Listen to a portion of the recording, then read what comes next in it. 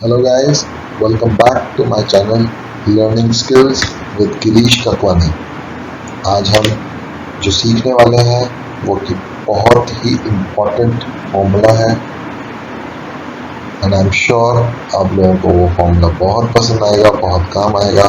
So if you like जो आप आज सीखने वाले हो तो do hit the like button, hit the subscribe button and the bell icon ताकि आपको नोटिफिकेशंस रेगुलरली आते रहें मेरे अगले वीडियोस के। तो गाइस आज हम सीखने वाले हैं एक फॉर्मूला। एक फॉर्मूला एक बहुत ही इंपॉर्टेंट और वैल्यूएबल फॉर्मूला है।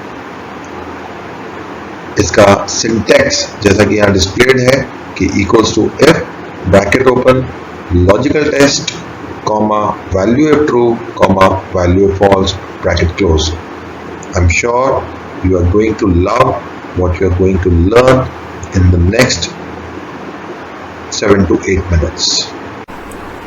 तो guys, let's start। शुरू करते हैं। इफ फॉर्मूला सीखते हैं। इफ फॉर्मूला सीखने के लिए सबसे पहले हमें तीन चीज़ें समझना बहुत ज़रूरी है। इफ फॉर्मूला क्या होता है, किस कॉन्टेक्स्ट में अप्लाई होता है और ये एग्जैक्टली किस तरीके से काम करता है। तो उसके लिए सबसे पहले मैंने यहाँ पे एक बहुत ही छोटा सा सिंप्लीफाइड स्टेटमेंट मेंशन किया है कि it replaces the true and false outcomes in comparable values. यानी कि जब हम कोई भी दो चीज़ों को कंपेयर करते हैं तो हमारे पास आउटकम या तो ट्रू आता है या फॉल्स आता है। और ट्रू और फॉल्स जैसा कि मैंने मेंशन किया कि एक्सेल में या फिर हमारे सिस्टम में बाइनरी लैंग्वेज यूज़ होती है। तो बाइनरी में या तो 0 होता है या 1 होता है। 0 का मतलब फॉल्स होता है, 1 का मतलब ट्रू होता है। ये मैंने आपको बेसिक नॉलेज के लिए बताया। अब ट्रू और फॉल्स का कंपैरिजन यानी कि कंपैरिजन कैसे किया जाए कि हमारे पास आउटकम्स ट्रू और फॉल्स है। तो हम एक छोटा सा कंपैरिजन करते हैं। उससे पहले हमें इस डेटाबेस को समझना ज़रूरी है। ये एक सैम्पल डेटाबेस है, स्टूडेंट डेटाबेस। इसमें करीब 10 स्टूडेंट्स का एक सैम्पल डेटा है, उनके स्टूडेंट नेम के साथ, उनके 4 सब्जेक्ट्स जिसमें उन्होंने आउट ऑफ 25 कुछ न कुछ मार्क्स स्कोर किए, उनका यहाँ पे टोटल किया गया है यानी कि टोटल मार्क्स ऑब्टेन्ड। अब हमें कंपेयर करना है कि क्या किसी भी स्टूडेंट के marks less than equals to 34 है। तो आप सिंटेक्स को ध्यान से देख लीजिए कि मैंने क्या किया, इक्वल्स टू उस सेल को सिलेक्ट किया जिसका मुझे डेटा कंपेयर करना है यानी कि ये हुई हमारी first value, less than equals to 34 यानी कि ये हुई हमारी सेकेंड वैल्यू।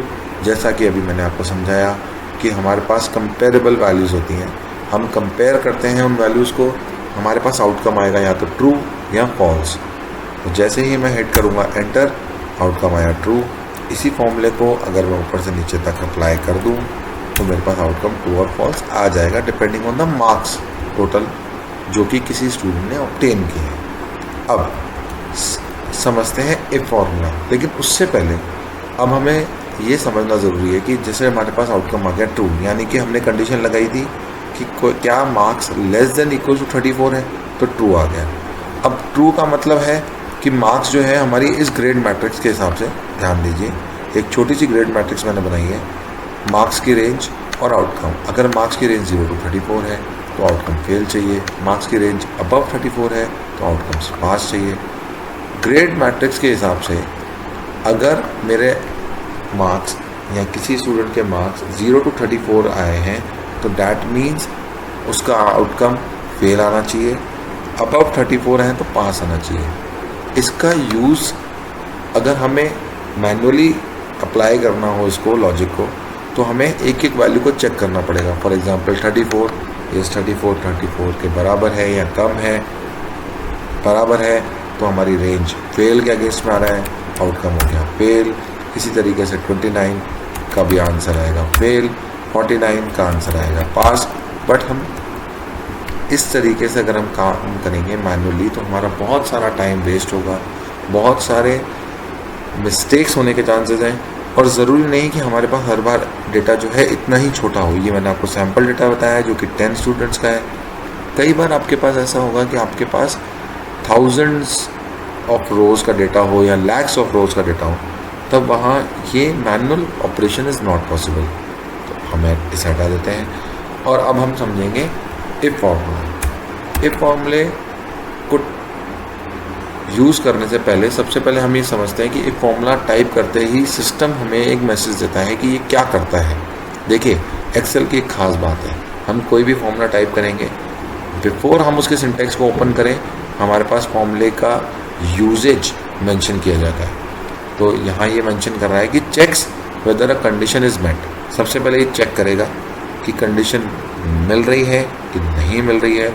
अगर रिज़ल्ट ट्रू आएगा तो ये उसके अगेंस्ट में कोई वैल्यू देगा, यानी कि वो रिप्लेस कर देगा ट्रू को किसी वैल्यू से। और अगर फॉल्स आएगा उससे भी किसी वैल्यू से रिप्लेस कर देगा। The whole point of this concept is कि हमें ये समझना ज़रूरी है कि ट्रू को वो किस वैल्यू से रिप्लेस करेगा, फॉल्स को वो किस वैल्यू से रिप्लेस करेगा। ये जो वैल्यू है जिससे हम रिप्लेस करवा रहे हैं ट्रू और फॉल्स के आउटकम्स को, ये हम खुद चूज़ करते हैं। फॉर एग्जांपल यहाँ मैंने मेंशन किया है कि 0 to 34 का आउटकम फेल आना चाहिए। अब 0 to 34 के लिए हमने कंडीशन लगाई थी ट्रू, यानी कि अगर हम यही कंडीशन इफ फॉर्मूले के अंदर लगाएं, चलिए स्टार्ट करते हैं। जैसे ही मैंने ब्रैकेट ओपन किया तो ये सिंटेक्स दिखा था। सिंटेक्स देखिए लॉजिकल टेस्ट। लॉजिकल टेस्ट का मतलब ये है कि क्या वो वैल्यू जिसको मैं कंपेयर करना चाहता हूँ लेस देन इक्वल्स टू 34 है, आउटकम आएगा ट्रू, जैसा कि यहाँ देखा ट्रू। लेकिन अब मुझे ट्रू नहीं, ट्रू की जगह कुछ और चाहिए, तो यहाँ पे मैं उसको रिप्लेस कराऊंगा। वैल्यू इफ ट्रू की जगह क्या आएगा, फेल। भैया इसको फेल कर दो। अगर मेरा आउटकम फॉल्स है, यानी कि मार्क्स जो है 34 से ज़्यादा हैं, 34 से ज़्यादा है यानी कि student pass, that's it, double quotes and syntax close. अब आप ध्यान दें कि मैंने value of true and value of false दोनों में टेक्स्ट आउटकम चाहा है। तो टेक्स्ट आउटकम के लिए मुझे उस पर्टिकुलर टेक्स्ट को डबल कोट्स के अंदर मेंशन करना रहेगा, and that too case sensitive. इस बात को बिल्कुल ना भूलें कि ये जो टेक्स्ट होगा ये केस सेंसिटिव होगा। जैसा हम यहाँ टाइप करेंगे एज इट इज़ वैसा का वैसा रिप्लेस हो जाएगा। इसका मैं आपको इफेक्ट फॉर्मूला अप्लाई होने के बाद दोबारा समझाऊंगा। तो हम एंटर करते हैं। तो जैसा कि आप देख सकते हैं, क्योंकि हमारा आउटकम ट्रू था हमने उसे रिप्लेस कराया फॉल्स से। अब अगर हम इसी फॉर्मूले को टॉप टू बॉटम अप्लाई कर दें तो हमारा रिज़ल्ट डन। बट ये कंसेप्ट यहाँ ख़त्म नहीं होता। आगे चल कर के अगले कुछ वीडियोस में मैं आपको समझाने वाला हूँ कि इफ़ को मल्टीपल टाइम्स एक ही सिंगल फॉर्मूले में कैसे यूज़ करते हैं। बट यस, उससे पहले मैं आपके बाकी के कुछ बेसिक फंडा क्लियर करूँगा, अलग अलग और भी फॉर्मूलेस बताऊँगा। तो wait for the next video.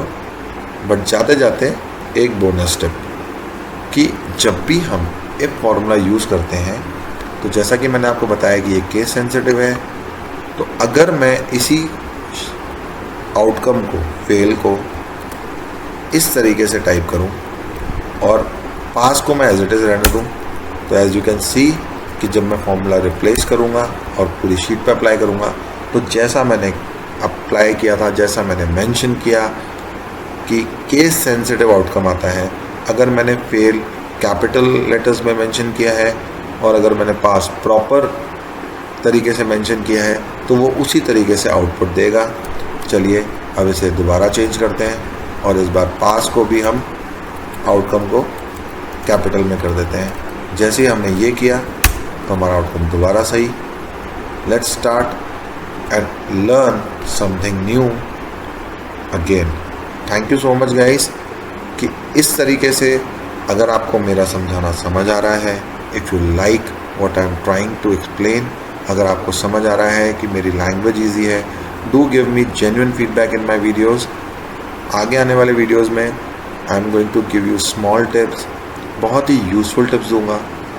And I hope that you like what I am about to explore with you guys.